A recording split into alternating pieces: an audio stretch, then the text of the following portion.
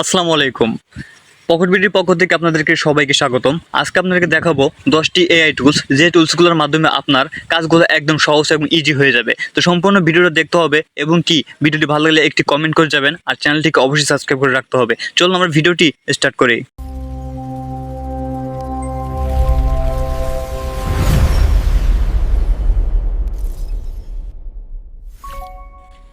প্রথমে যে এআইটি রয়েছে এটি হলো চ্যাটজিপিটি।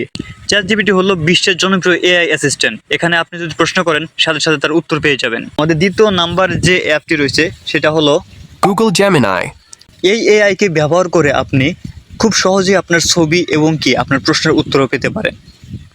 আমাদের 3 নাম্বার এআই টুলস হলো Microsoft Copilot. আপনারা লেখালেখি অফিসের কাজ দ্রুত করতে এআইটি ইউজ করতে পারেন। আমাদের 4 নাম্বার যে এআইটি রয়েছে Canva AI. এই এআই দিয়ে আপনারা মূলত আপনার থাম্বনেল, সোশ্যাল মিডিয়া ডিজাইন এবং ইত্যাদি ইত্যাদি অনেক কিছু কিন্তু ডিজাইনের কাজ করা যায়। আপনি চাইলে ট্রাই করে দেখতে পারেন। আমাদের 5 নাম্বার যে এআইটি রয়েছে Perplexity AI. এই এআইটিকে আপনি যে প্রশ্ন করবেন সেই প্রশ্নের উত্তর ইন্টারনেট থেকে খুঁজে বের করে দেবে। আমাদের 6 নাম্বার যে এআই টুলসটি রয়েছে সেটা হলো CapCut AI Auto Caption. এটি হলো মূলত একটি ভিডিও এডিটর। আপনারা এখান থেকে কিন্তু এআইয়ের মাধ্যমে কাজ করতে পারবেন।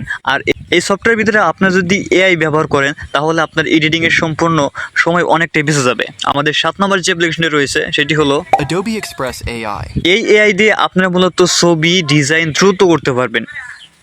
আমাদের 8 নম্বর যে এআই টুলসটি রয়েছে Grammarly AI. ইংরেজি ভুল হলে আপনি সঠিক করতে পারবেন এই এআই দিয়ে। আপনারা ট্রাই করে দেখতে পারেন।